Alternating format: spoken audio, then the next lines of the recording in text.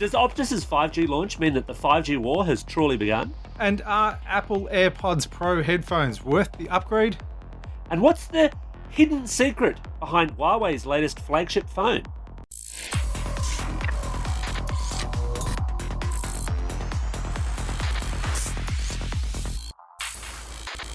Vertical Hold is proudly sponsored by Casa Systems, taking Australian technology to the global market. Welcome to Vertical Hold, Behind the Tech News, where we talk to Australia's leading technology journalists to get the stories behind the news of the week. I'm Adam Turner, and I'm joined, as always, by Alex Kidman, a man who has an aeroplane flying over There's his a helicopter house. going straight over my place at the moment. God.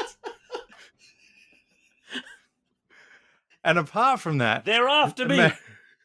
A man who has optimistically declared that this is the very last week he'll be recording the show on his old cable broadband connection because the NBN is finally coming his way. I'm sure his installation will go off without a hitch. I mean, what could go wrong? Alex, is it true? Will we soon be a 100% NBN show? Look, as long as the NBN installer turns up on time, hooks me up, doesn't burn the house down, and of course the NBN works. And look, what are the odds of any of those things happening? I reckon it's a dead cert gonna happen.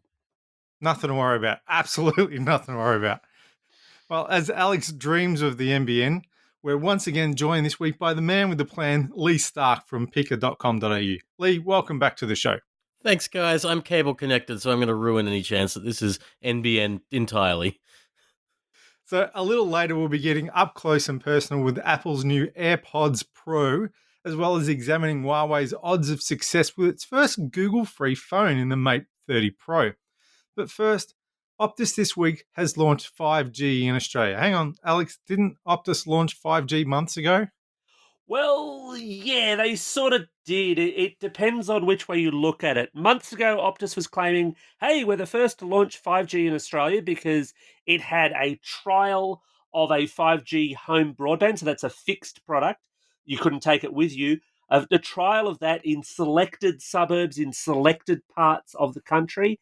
This week, though, and then later on, it kind of quietly announced, oh yeah, we'll do 5G phones as well when the Note 10 5G came along.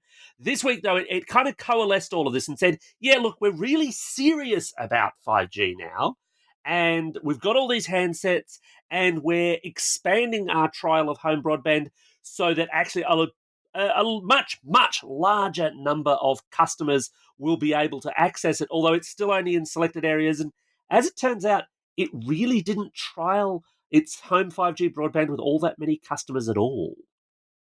200, I heard? That's not a lot, is it?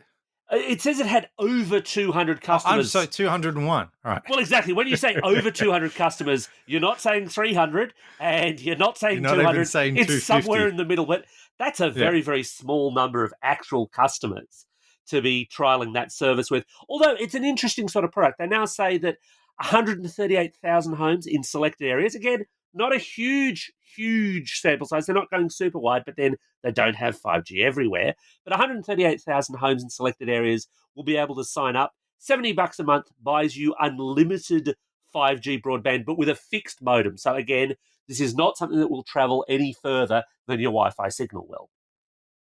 So, Lee, as a man who's not on the NBN yet, I don't know how far away it is from your house. Is this the kind of thing that might tempt you? I've not had amazing Optus tests in the past. It's certainly not. Telstra and Vodafone seem to be the most reliable in my area. I don't know. Like, we have the NBN in our area. I just haven't upgraded to it because I've heard the wait times are incredibly long. And much like Alex, I kind of don't have a lot of faith in it being rolled out in a timely fashion. It'll get there eventually, but I'd rather have the internet during that time. I don't know. 5G speeds aren't necessarily going to be fixed at any specific speed, and that doesn't seem like it's going to be a massive upgrade from cables insecurity. Well, this is the numbers that caught my eye, and Alex, I'd be interested to see what you think about this. They're talking about, I think it was peak speeds of about 400 meg, but average speeds at peak time of 164 megabits per second. But then they offer a 50 megabits per second guarantee. So I don't know which one of those numbers I should actually trust. Alex, what do you think their performance promises are like? Look, the performance promise for a mobile product is a fairly ballsy move. And they've actually said they won't hook anyone up to their 5G home broadband unless they're 95% sure that they'll be able to get that kind of service guarantee. And if you're not getting it, you'll be able to walk away no additional cost, which is not a terrible deal. Maybe not so much for Lee's cable connection, but I could see some folks with limited use cases who are on, really awful fiber to the node connections or worse, obviously. There may be some areas where the 5G crosses over, where people have been shunted onto fixed wireless, where actually even 50 meg would be an upgrade anyway. We'll have to wait and see though, because the other big catch with Optus 5G is the nature of the frequencies that they're using means that they actually don't work all that well indoors. So, what, you put an antenna on your roof like fixed wireless NBN, or stick something on the window? What's the best way What to do you do it? do? Well, presumably for the home broadband product, their modem is built into to somewhat fix against this. If you're picking up a 5G phone, so like with Optus, they've got the Note 10, they've got the Samsung S10 5G that used to be a Telstra exclusive, and they've got the Oppo Reno 5G. Those devices, you're probably more likely to get 4G when you're inside and maybe 5G when you're outside. And certainly what I've seen of 5G, and to be fair, this is 5G on Telstra, not 5G on Optus. I'm still to test that. But what I've seen of 5G so far, whilst it's been improving over time, it's still very much a case of, oh, I'm on 5G. No, wait, I'm not. Oh, the phone thinks I'm on 5G, but I'm actually on 4G. These speeds are very, very up and down. And that's the nature of course, mobile broadband in a nutshell. It's highly variable. But the other side of this, probably worth talking about, is that while Optus 5G connections are technically using 5G, the speeds aren't really what any of us would call 5G, given that 4G tops out at about 1.2 to 1.4 gigabit, and 5G in theory goes beyond that, guaranteeing speeds 50 megabits and higher, and saying, you can hit 400 or so. That's just really telling me you're operating a 4G service and calling it 5G. Well, no, they're not. They are running actual 5G. The difference there, those higher speeds you're referring to, are using millimetre wave frequencies, and nobody in Australia is using that because they're not actually licensed for those frequencies as yet. We will, the telcos tell us, Optus and Telstra alike, see those later down the track once they've actually got the licenses and equipment for that. Although you then hit the flip side that, in fact, to get millimetre wave working, you need a lot more repeaters, a lot more access points to actually get that network up and running. So that will be a kind of wait and see thing. But it's definitely actually 5G they're using. It's not fair or accurate to say it's just 4G. It's 4G like speeds, though. It's right. 4G-esque 5G. Put that in your marketing spiel. It's a diet 5G, all the benefit of 4G, but with a new name. The other big difference with Optus 5G at the moment, though, is that they're not yet talking about charging extra for it. They won't rule it out, though. Telstra, we know from, I think it's June next year, is going to have an additional surcharge if you actually want 5G. Optus hasn't said that they're going to have a surcharge, but when they were queried by the journalists about it, I was unfortunately unable to make their launch this week, but when they were queried by the journalists, they didn't rule out the idea that they might do that in order to help to recoup their investment in 5G technologies. What's the fee for getting 5G on Telstra that actually works? Well, that's a fantasy surcharge. Off the top of my head, I believe it's going, once they kick it in, which won't be till mid next year, I believe it's going to be $15 a month extra to access 5G. I could be slightly off on that figure, and they may have revised it. I've long held the theory that it's one of those things. It's like charging for Telstra Air, where Telstra says, "Oh, we're going to do this," but then effectively once they come to it, they'll realize, actually, this is going to be a massive break on people using these services and us making any money out of them. I can't see it holding for all that long, especially as Telstra has now given a kind of time frame for when they're going to shut off 3G. It seems unlikely, but I guess if Telstra proves they can get away with it, Optus might go, heck yes, if people are going to pay extra for it, we'll charge that too. But you've got to deliver a premium if you're charging a premium. You can't charge 5G prices if you're delivering a 4G-esque service over 5G. That's absolutely true. And we will have to wait and see mid next year and later as to what the 5G picture is like. Because right now, the other thing with 5G, of course, is it is these limited areas. You could sign up with an Optus 5G phone anywhere in the country, and you would be able to get 5G as and when you wandered through the areas of 5G mobile coverage. But if you wanted their 5G fixed broadband, you've got to be in one of those 138,000 homes in selected areas. You can't just say, hey, I want to sign up for this. Please put a tower nearby. They're working on it. They will expand it. It will get better over time. But right now, it's still very limited coverage areas. So, Lee, it's no longer enough just to have a set of AirPods. If you want to stand out and be fashionable, according to Apple, you have to have the slightly oddly named AirPods Pro. But what's pro about them? Okay, well, these are kind of like everyone's favorite white toothbrush-like earphones that hang from your ear. They're a little shorter, but the more, I guess, most interesting thing about them is that Apple has finally cottoned onto the fact that noise is not a good thing. And this is a critical point. These are noise-canceling earphones. They're actually earphones more than earbuds. They're actually kind of earbuds with tips, if you want to look at it that way. But everyone who's ever used a pair of AirPods, the ones that come free with your iPhone, or AirPods, the ones that Has don't, suffered. and the Anyone wireless, who's used those has things suffered. has suffered. Exactly, absolutely. They're terrible for your ears. It's not that earbuds are bad. It's just that earbuds generally aren't good for your health. They let in so much sound, so as a result, you've got to turn up the volume. I mean, if you're in your own home and you can close the door or an office, they're actually totally fine. They're fairly balanced audio, but the moment you go outside, the amount of sound they let in means you've got to turn the volume up to compensate. It's just not a really good experience. So we're using them wrong. We just shouldn't go outside. It's kind of like antenna gate. You should be holding your phone differently. You should be using your earphones differently by not using them outside. Correct. This is kind of like the approach to, on the one hand, fix that, because there's obviously a lot of complaints. There are a lot of people like myself who don't find standard AirPods comfortable. Basically, if you're one of those people, this is kind of the remedy. So they're the $399 AirPods Pro, a name that is going to really annoy people, especially grammar people, which are journalists. So me, basically. You, basically, yeah.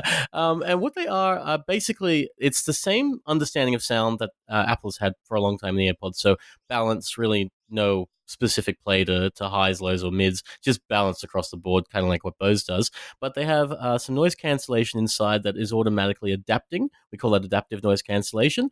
And they are more comfortable because they use tips. So they use one of three sizes of silicon tips. And Apple even comes with an ear tip test on the iPhone, the iPad, so that you can actually find out whether the tips that came pre-installed are suitable for your ear or not.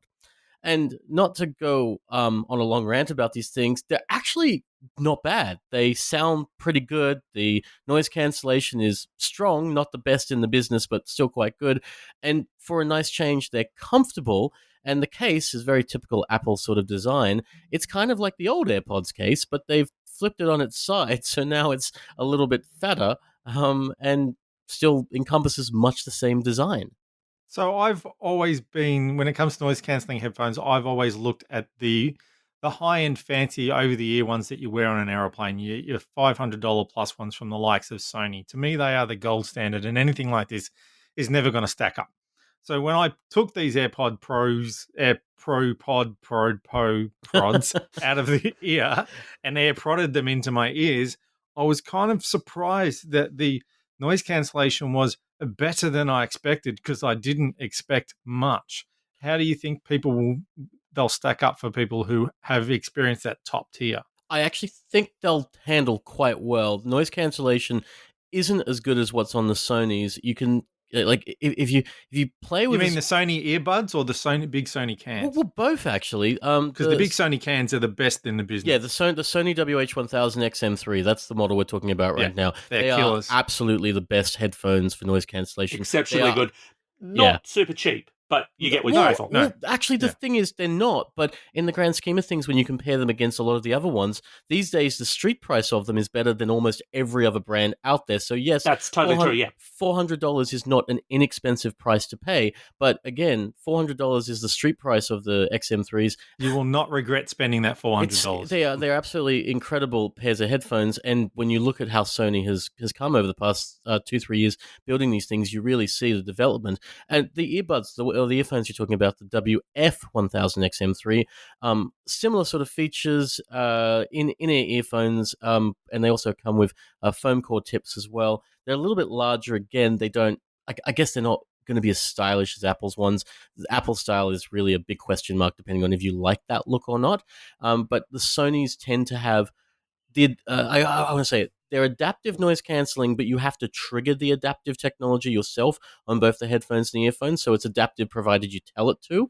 And the noise cancellation is more, I guess, playful. You can cancel out wind when you're walking, and it will just basically turn the microphones off. Whereas typical noise cancelling headphones don't do that. They just leave the microphone on while there's wind and deal with it. So you get more variability in Sony's noise cancellation, and I think you actually get better sound overall. Sony headphones tend to be warmer. They're much more pleasing for people who love listening to rock or jazz or pop overall, because they do have that tonality that works in the mid range and the bottom end. The Apple ones don't have that. The Apple ones are clean. It's very similar to what Bose has, which is basically just audio the way it is. And you could almost make the point that the original Beats line of music, the way the artist intended, is actually more what Apple is generating in its earphones. But they're still quite good, as you said. The AirPods Pro actually do have surprisingly strong noise cancellation. The difference between, I guess, the big earphones, or the big headphones rather, and the smaller ones is battery life. So you're getting about 4 hours between charges on the AirPods Pro, which on a flight is kind of going to be a pain, because that's barely in. That's not going to get you out of the country. That's right. It's Lord of the Rings in a bit if you're watching it on a plane. And I like this new metric. Yeah, that is a standard unit of measurement when you're a tech. That's it. Lord of the Rings and a bit, or 1.5 Star Wars. That's the metric going. So it's not a lot on a plane, and that's kind of the downside. They're noise cancellation made for person-to-person travel. It's made for city. So it means the noise cancelling that you're going to get is going to be pretty solid for human traffic, which is the sound of people all congregating and talking in a group, bus, train. As a lot of people probably aren't aware, noise cancellation doesn't block a lot of people out. It won't block high-pitched people. But if you happen to have a lower-sounding voice, like anyone on this show right now, it can actually cancel your voice out. It's surprisingly good, although your point on the battery thing, I mean, it's fair enough, and I totally agree. You get about 4 hours. If they gave them much larger batteries, they'd be much larger units. And they're very small. Yeah. They're very small. They're not repairable either, which does slightly annoy me. I figure a lot of people who might upgrade from regular AirPods to this might not end up using those AirPods again. The batteries go flat, and then they're landfill, which is a concern in itself. But that is a general thing across Bluetooth earphones as a whole. You guys are probably like me, where you have a drawer or a cabinet filled with Bluetooth earphones. I have, and the rest, right? How many drawers? Exactly. And so I found that total first world reviewer problem here, folks. It really is. And I found that after about 6 months after using them, a lot of Bluetooth earphones die. And there's nothing you can do to bring them back from the death. And I've got a bag upstairs full of earphones that I wish I could give to people, that when I tell PRs, oh, they don't work on it anymore, the Bluetooth and the battery have just kind of gone kaput, they'll say, oh, we'll give you a new one, which doesn't solve the problem of getting them repaired. And similar sort of thing, as you noted there, Alex, almost every wireless earphone or wireless headphone isn't really repairable. Headphones can be. You can replace the pads. You can take them back to the company, and this is kind of the same. All you can do here is replace the tips and take them back to Apple. That's kind of the limit of repairability of these things. You mentioned the voice side of things as well, and it's also worth bringing up the slightly odd way I find that you either cancel it, you switch off the noise cancelling, or you use what Apple's calling transparency and what everyone else calls a pass-through mic, so that you can actually choose to hear the world around you. Yeah, totally. Which is to squeeze the tips, which is, it's a little bit odd because these are almost like the sawn-off Are we still AirPods. doing phrasing? I was just about to ask if we're doing phrasing. Yeah, because these have those shorter stalks on them, I find, and maybe you guys are a little different, I find it's actually slightly awkward to do. Like I have to actually it's not very a couple intuitive of times before it actually takes. I actually struggled with it for the first day of reviewing it. I was like, I would hold on to so they are Whereas the controls on the AirPods original were kind of like small touch panels on the earbuds. These ones, they don't want you to touch them; they just want you to touch the tiny stalks. And there's a little indentation there for your fingers, but you don't just touch it. You kind of have to hold it for a second. It feels like, in a way, you're holding your earlobe, but you're not.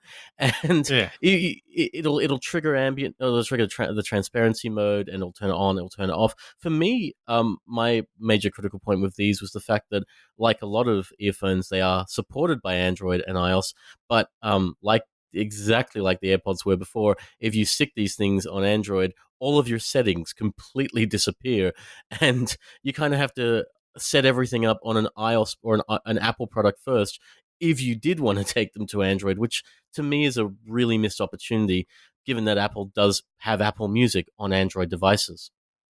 You also don't get the ear tip test at all on an Android device. No, and you They'll miss out on pair, the noise cancelling will work, but you can't do that kind of. It's basically isolation. it's it. You can't do that test at all You unless you've miss got an out iOS device. you miss out on Tycho, so that they haven't really talked about it, which is a shame, but you hear it, and there's a little almost electronic guitar sound, and it's a musician named Tycho who they've used for this hearing test. So it's a really cool little feature, but you miss out on it if you don't have an iOS device, which I found just, again, really surprising. Apple could have shown companies that this can work across platform, and it's not the first time a company has done an earfit test. Neurophone, the Australian company, obviously has an earfit test as part of its whole. I can never pronounce the technology that it's doing, but it uses basically a hearing test as a way of making its audio profiles work, as does Audira, yet again another Australian company that does something similar. These are way more comfortable than the neurophones are, though. Oh god, yes. The neurophones are really weird. The neurophones are crazy cool. Don't get me wrong, but the idea of wearing an in-ear earphone and a pair of around-the-ear headphones at the same time is really hard to get used to after the 30-minute mark. It nothing about that makes sense to, I guess, to anyone who's ever worn a headphone before.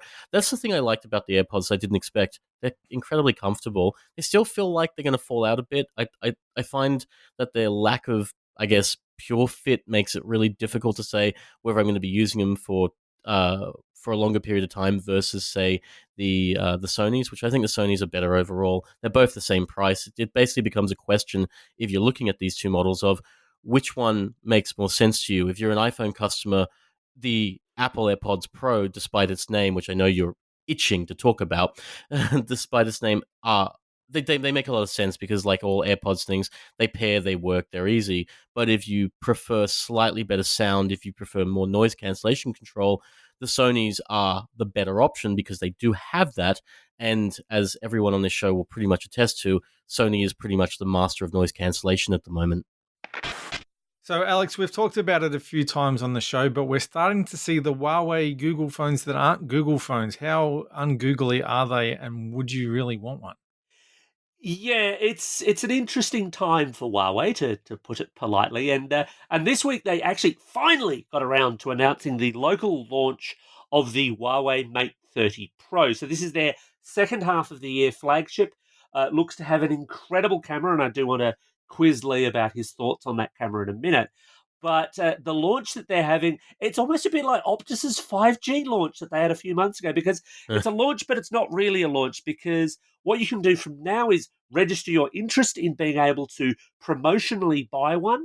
They're only going to sell them through a handful of stores, and they've said on the record that this is the only way you're going to be able to buy them during a short promotional period, which makes me wonder if they've only brought about 5 of them into the country. And you might be thinking, well, if this is this great whiz-bang phone, why only bring 5 of them into the country?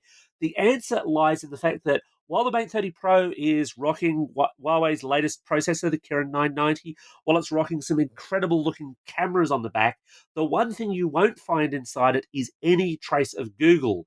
And that means not only do you not get, for example, the little Google search bar and the pre-installed Google apps like YouTube and Maps, you also don't get any access to the Play Store and any app that relies on Google services. So apps like Uber, for example, which obviously relies on Google Maps, simply will not run on this phone. It's Android, but not as we know it. And I suspect that's why they're doing a limited launch. So, Lee, why would anyone want this phone? I mean, except for maybe people who hate Google so much, but then they probably wouldn't want this phone either because they go with an iPhone. That's a fair point. The more I look at this phone, the more I feel like it's actually going to only work for people who don't depend on Google, which is not a Western audience, which is an audience who regularly goes to China. That's kind of it at the moment. That's all I can come back to. You would go to it if you really wanted the camera, but look, and its camera does look exceptional. I've not played with it yet, but based on the fact that the P30 Pro is still pretty much the camera to beat this year, and look, don't get me wrong, Google's camera was good this year, and Apple's was exceptional. They weren't quite to the level of the P30 Pro, which can shoot in the dark without doing anything. It still does a pretty stellar job. It's an amazing stills camera, although I don't know I'd give it the edge on video. No, and that's absolutely where not. the Mate 30 Pro is actually meant to be even better. Yeah, but you can't share those videos, and that's kind of a problem. You can share them with, I guess, we've heard there's pre-installed Facebook. Your other friends who have a Mate 30 Pro. Oh, yes, you can share them directly to them, yeah. You could probably, I mean, this is really awkward. You could grab any other Android phone, you could get Rock 2, and share it to that device, and then share them online. But this is kind of back to that old, I guess, you carry around a dedicated camera and then send it back to another phone approach that Samsung and so everyone has tried this, and that's also why cameras aren't doing tremendously well, is because the great camera technology is in a phone that we can share from immediately as it is.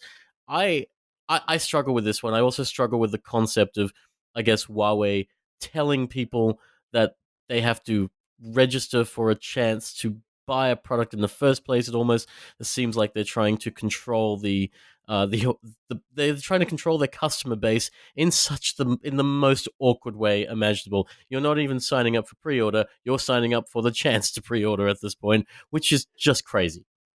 And look, I have to tread carefully legally here. They're not being deceptive, but they're not exactly saying outright, hey, by the way, this isn't a full Android phone, because they've sold previous Mate models in Australia and they've had full Android and they Yep. still enjoy full access to Android. And there's not really any indication that that's going to change unless they update those phones to EMUI 10, which is what the Mate 30 Pro runs on. That's their launcher that typically always sat on top of regular Android. In this case, it's going to sit on top of the open source Google free Android. If they Mm. update to EMUI 10, as per what Huawei has said so far, that's when the Google pipe gets cut off, as it were. But I wonder if there aren't going to be consumers who think, oh, I've had a Mate 20 Pro, or I've had a P30 Pro or a P20 Pro, whatever. Those were great phones. I really like that. I like the look of this. Yeah, I'll drop $15.99 on this thing. They get it and suddenly they realize, hang on, I can't install a lot of apps, or I have to go through Huawei's own app gallery to get the Yeah. slightly more limited quantity of apps that are available. I mean, Australian consumer law starts to bounce in on this stuff as to whether or not people might be entitled to refunds in that scenario. But I do have to hasten to add, that's not a legal opinion. That's me really kind of spitballing it. This is going to be one of those situations where, I mean, we always say this. There's a reason why all of us are qualified reviewers, why there are so many great reviewers in Australia. And this is one of those situations where it is completely necessary. It is just beyond ridiculously necessary for people. If you are interested in the Huawei Mate 30 Pro, you probably should wait for the reviews to find out if it will work in Australia, if the things that you rely on, the things that you love, the things that you liked about your previous Mate models or even another Android, if they work. Because we're going to be the ones to find out very quickly whether there's a way Hopefully around very it. quickly, yes. If hopefully, yes, we're going to find out if there's a way around it, and then try, I guess, probably to report it, and hopefully Google doesn't block it immediately. My feeling is that based on the fact that this has already happened, that a journalist overseas kind of wrote about how to get around it and Google blocked it immediately, that this is not going to be a great product for anyone who lives on Android. It's going to be heaven forbid I say it, a thoroughly useless product for people who live on Android.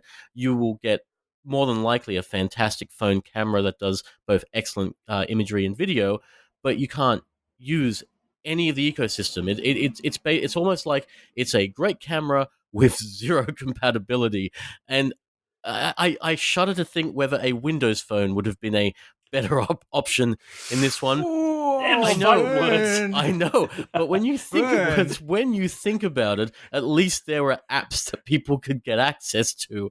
The app gallery's problem is that while theoretically anyone can upload their apps to it, good luck finding apps you genuinely care about, because even the ones that you might rely on without realizing it, like Gmail, like Google Drive, aren't going to be there, and you can't connect them to it, which means that some of these things that you just might have, like TripView, perfect example of one.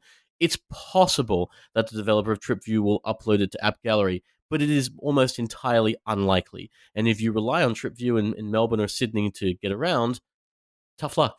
You can't put that on this device. That's all there is to it. What I'm going to be interested to see, actually, with this is whether or not you're going to be able to, not necessarily sideload, because that reliance on Google services, I think, is going to cripple a lot of apps for the people who are interested in sideloading, but whether or not you're going to be able to bypass it by using the web version of certain apps. I'm wondering how much of an ecosystem build you could have out of the web services versions of a lot of these platforms. Well, these are progressive apps or progressive web apps, and that there's been a lot of push around people trying to, I guess, embrace an operating system-less device in the past, and apps kind of took over that. But there's still obviously a lot of progressive apps out there, and you could probably use Uber that way. You could use Uber Eats definitely that way, because Uber Eats and Deliveroo both use similar web things. You might even be able to get by with using Spotify and Apple Music that way, because they both support that. I'd be curious to know what would happen on YouTube if it would detect you trying to pull that, and if it would pull its PWA in the first place. This is a possibility, but it's still not convenient, because even though they're formatted for it, they also might not run. There are situations where web pages will just deny use of progressive apps and just say use the app and download it instead, and that happens. YouTube's not one of them. But there are apps out there where if you go to it, they'll just send you to a screen that says, download the app. And I think that's the other tragedy of it. This could have been an amazing phone, because the P30 Pro kind of wiped the floor with everything that was around it at the time. Still. And this should, and in some ways still does, of course, this should have been its successor. Well, that wraps up another episode of Vertical Hold, or as Apple would have it, Verticals Hold. Thanks to Lee for joining us for the show. Lee, if folks want to find you online, where can they do that? You can get me at Twitter on Lilo or at picker.com.au. And of course, you can catch up with us on Twitter or send us feedback at VerticalHoldAU or via the Vertical Hold Facebook page. Thanks once again, everybody, for listening. Like I said, it's Tell a Friend month. If you know someone who might be accidentally going to buy one of these silly phones instead of a window phone, if you know someone who's interested in the AirPod Pro pod things, if you just know someone who's interested in tech, put them onto the podcast.